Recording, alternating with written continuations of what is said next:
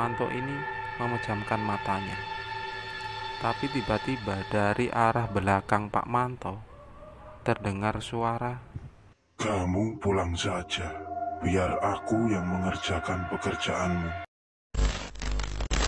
Tiba-tiba Pak Manto melihat ada sosok besar, tinggi, seperti tubuhnya penuh dengan bulu.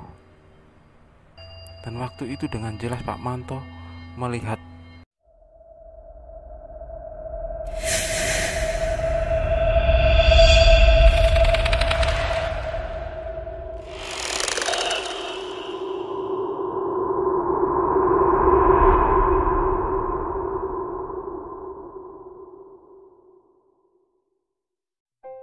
Assalamualaikum warahmatullahi wabarakatuh.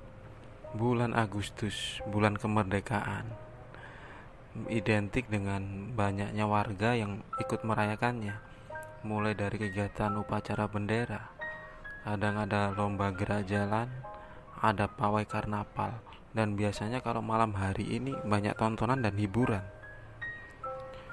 Pada malam itu, bulan Agustus tahun 2017, Aji, salah seorang temanku, dia mengajakku untuk menonton sebuah pergelaran wayang kulit di suatu tempat.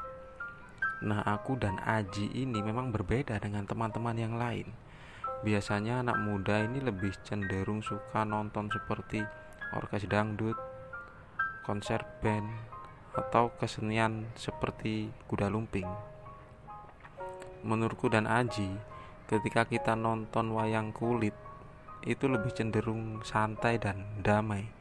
Apalagi ketika kita mendengarkan lantunan suara dari sinden ketika menyanyikan lagu gending-gending Jawa atau campur sari. Nah, jam 10 malam aku sama si Aji ini berangkat ke sebuah desa yang jaraknya lumayan jauh, sekitar 15 km mungkin. Di situ suasana sudah mulai cukup ramai, karena biasanya memang wayang kulit itu dimulai ketika hampir tengah malam sampai menjelang ke pagi hari. Aku dan si Aji ini duduk tepat di depan panggung. Ketika wayang kulit itu sudah di setengah cerita, tiba-tiba Aji ini bilang kepadaku, "Ayo anterin aku cari WC umum, perutku sakit." Mana ada WC di tempat seperti ini, Ji? Apalagi di sini tidak ada warga yang kita kenal. Itu jawabku. Ya sudah, ayo kita cari sungai. Akhirnya mau tidak mau waktu itu aku mengantar si Aji. Ku bonceng dia keluar dari tempat itu menuju ke area persawahan yang ada jalan menuju ke desa lain. Di situ di tengah-tengah jalan, tempatnya sangat sepi. Ku berhentikan motorku di atas sebuah gorong-gorong aliran air. Tiba-tiba Aji ini lompat, langsung dia turun. Karena mungkin dia sudah benar-benar gak tahan sakit perut. Aku duduk di sebuah tempat duduk yang terbuat dari beton di pinggir jalan di atas gorong-gorong itu. Tak lama kemudian dari jauh di tengah sawah itu terlihat cahaya lampu senter. Cahayanya tak terlalu terang, seperti ada seseorang laki-laki. Lama-kelamaan sosok itu tidak jelas mendekatiku dan beliau bertanya, "Loh Mas, kok sendirian di sini? Emang ngapain?" Ku jawab, "Lagi nunggu teman Pak. Dia sakit perut, dia ke sungai di bawah situ. Ini tadi habis nonton wayang kulit di desa sebelah."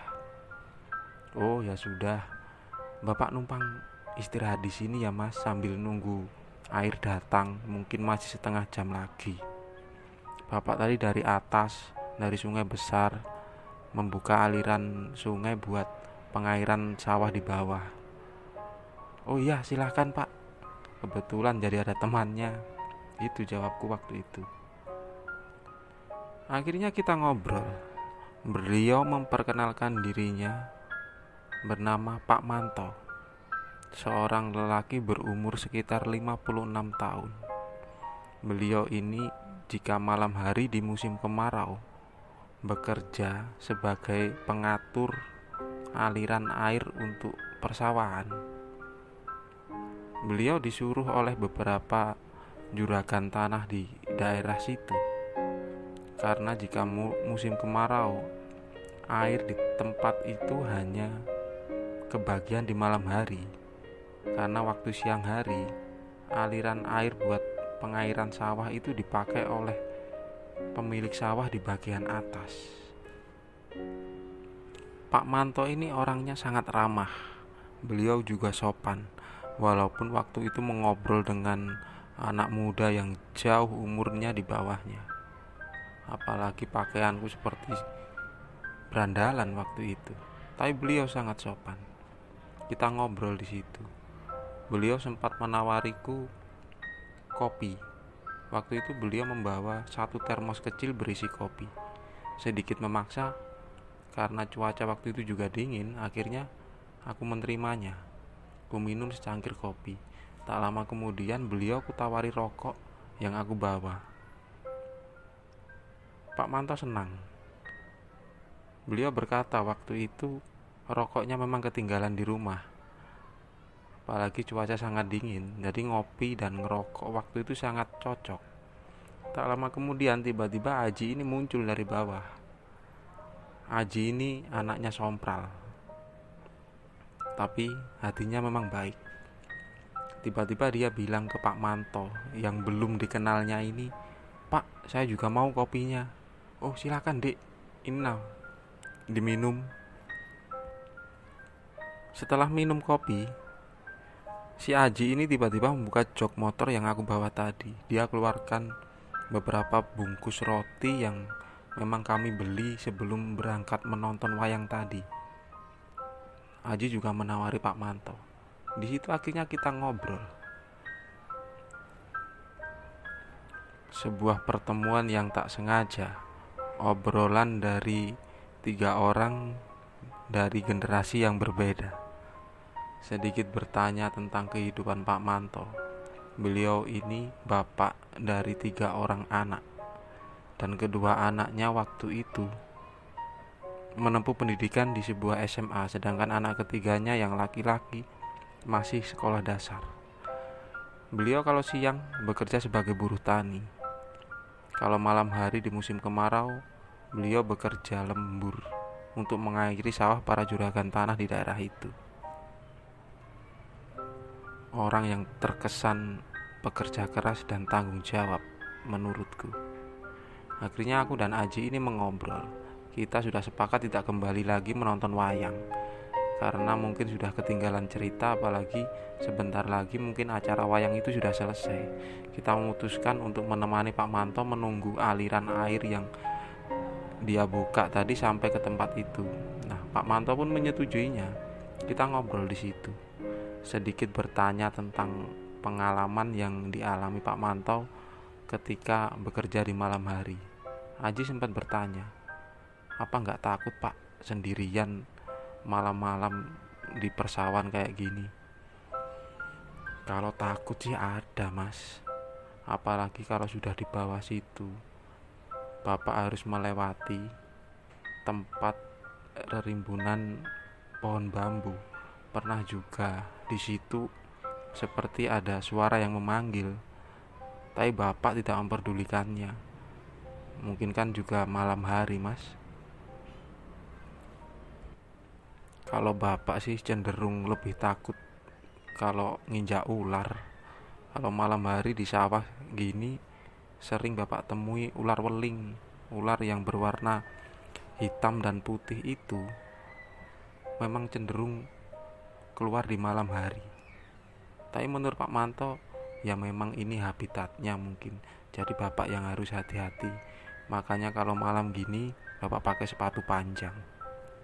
Begitu cerita Pak Manto. Obrolan semakin seru terasa waktu itu. Kuberanikan diri bertanya kepada Pak Manto, "Pak, adakah pengalaman horor yang Bapak alami selama bekerja di malam hari seperti ini. Beliau sempat terdiam beberapa saat. Kemudian beliau berkata, "Ada mas, pasti ada. Dulu pernah ketika bapak mengaliri sebuah sawah di bawah sana. Ketika bapak mulai membuka aliran air menuju sawah itu, di tengah sawah itu ada sebuah batu. Ketika bapak melewati batu itu, terlihat seperti seorang wanita sedang duduk di batu itu, seperti berbicara lirih. Waktu itu bapak sebenarnya takut, tapi karena sudah pekerjaan, bapak cuma bilang, 'Permisi mbak, saya mau lewat. Maaf kalau mengganggu.' Dan sosok itu terdiam. Setelah Pak Manto melewati batu itu, Pak Manto menoleh ke belakang, dan sosok itu sudah tidak ada lagi. Sebenarnya waktu itu aku sempat takut, apalagi di sini sangat sepi. Pulang juga sangat jauh. Tiba-tiba Aji ini bertanya lagi ke Pak Manto, "Terus Pak, terus ayo cerita lagi Pak. Saya ini memang penakut, tapi kalau mendengarkan cerita horor itu suka." Dan Pak Manto tersenyum waktu itu. Beliau terus melanjutkan cerita pengalamannya. "Ada mas, cerita ini sudah lama. Pada suatu hari, Pak Manto ini sakit. Dari siang beliau ini merasa badannya demam.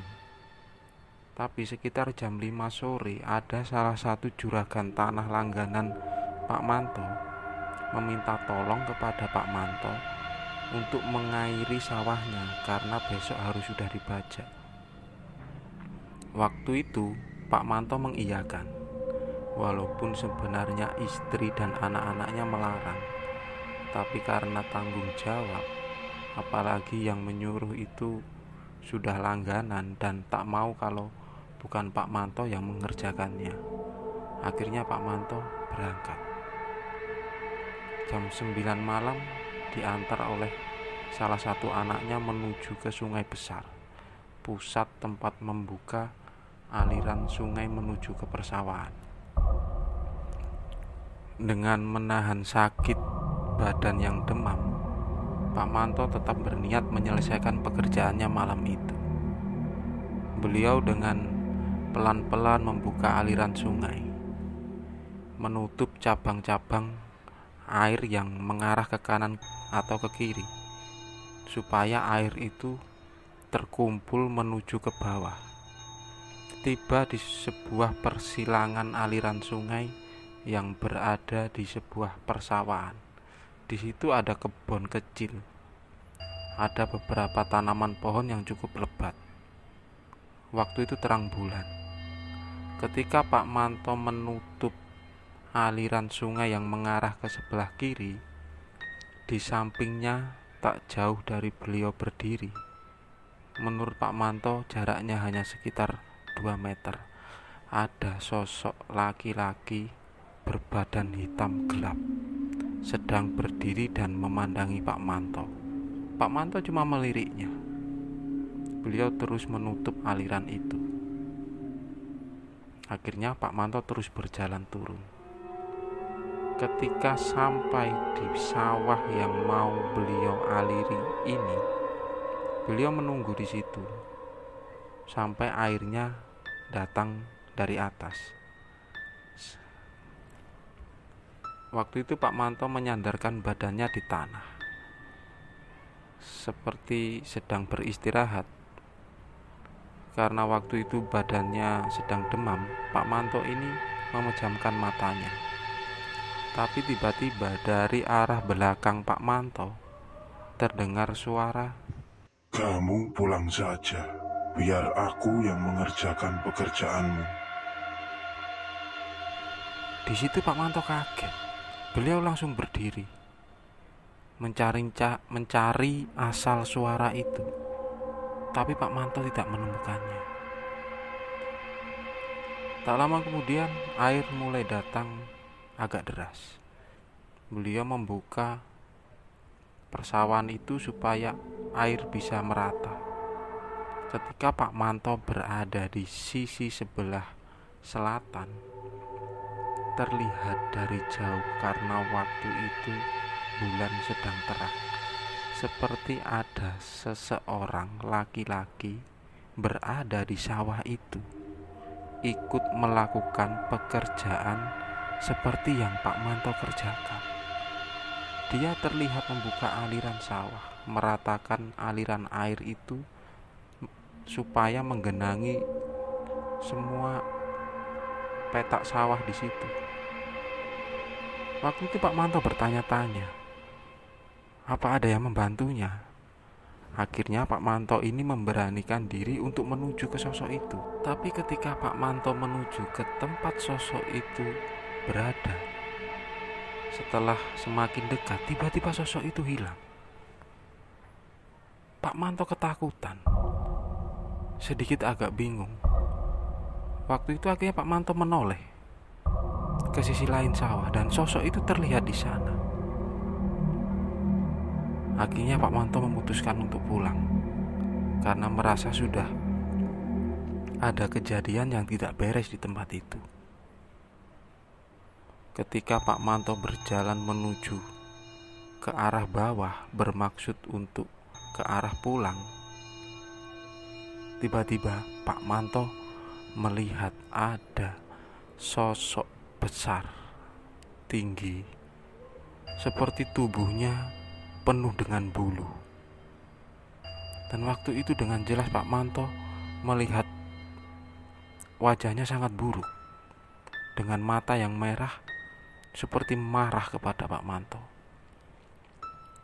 Pak Manto terus melihat sosok itu. Tiba-tiba sosok itu bersuara, "Pulang kau." Di situ Pak Manto lari ketakutan. Tak beberapa lama kemudian beliau sampai di rumah. Di situ beliau menceritakan kejadian yang dia alami kepada istrinya. Istrinya hanya menjawab, "Makanya Pak, kalau sedang sakit gak usah dipaksa. Ya sudah, sekarang Bapak istirahat. Besok biar Ibu yang bilang ke pemilik sawah kalau Bapak tadi malam gak bisa melanjutkan pekerjaan karena sakit." Akhirnya malam itu Pak Manto tertidur. Jam 6 pagi Pak Manto menuju ke sawah itu. Takut bila sawah itu banjir karena aliran air yang tadi malam beliau alirkan tidak diurus lagi. Di situ beliau bertemu dengan juragan yang menyuruhnya untuk mengairi sawah itu. Dan apa yang dia lihat? Ternyata pekerjaannya tadi malam itu sudah selesai, dan tidak ada terjadi kelongsoran di satu petak sawah pun di tempat itu. Pak Manto sempat terheran ketika ngobrol dengan pemilik sawah. Pemilik sawah ini bertanya kepada Pak Manto, "Loh toh, kamu tadi pulang jam berapa kok semuanya sudah selesai?" Pak Manto ini tak menjawab. Beliau masih terheran waktu itu. Pada akhirnya Pak Manto ini bercerita, mungkin kejadian waktu itu ada bantuan dari sosok gaib yang merasa kasihan melihat keadaan Pak Manto waktu itu. Sedikit berterima kasih, tapi beliau juga bingung mau menyampaikannya bagaimana. Akhirnya jika dalam keadaan pikiran tidak pas atau dalam keadaan sakit, beliau tidak berani untuk melakukan pekerjaan di malam itu. Itulah cerita Pak Manto waktu itu. Tak lama kemudian, tiba-tiba air sudah datang deras. Akhirnya beliau pamit untuk melanjutkan pekerjaannya. Nah, waktu itu si Aji berinisiatif untuk memberikan 1 bungkus rokok, walaupun tinggal sisa beberapa batang. Pak Manto sempat menolak, tapi kami beralasan masih ada rokok di jok Pak, silahkan ambil saja buat teman di perjalanan nanti. Setelah itu aku dan Aji pamit untuk melanjutkan pulang. Nah, di tengah jalan Aji ini bilang ke aku waktu itu, "Tadi kenapa ya kita nggak tanya alamatnya Pak Manto?" "Loh, kenapa Ji?" jawab. "Siapa tahu anaknya cantik-cantik." Dasar memang somplak satu temanku itu. Dari kisah Pak Manto terlintas kesan buatku tentang sebuah tanggung jawab. Karena harga diri laki-laki adalah bekerja, dan hasilnya hanya untuk membahagiakan keluarga. Tak ada satupun manusia di bumi ini yang sedang baik-baik saja. Semuanya sedang berjuang di posisinya masing-masing. Ketika menghadapi sesuatu yang besar, penyelesaiannya bukan tentang kemampuan, tapi juga tentang kemauan. Terima kasih sudah menonton video ini. Jika teman-teman suka, silahkan tekan tombol like. Jika tidak suka, tekan tombol dislike, itu pun kalau tega. Subscribe, share juga boleh. Terima kasih dan wassalamualaikum warahmatullahi wabarakatuh.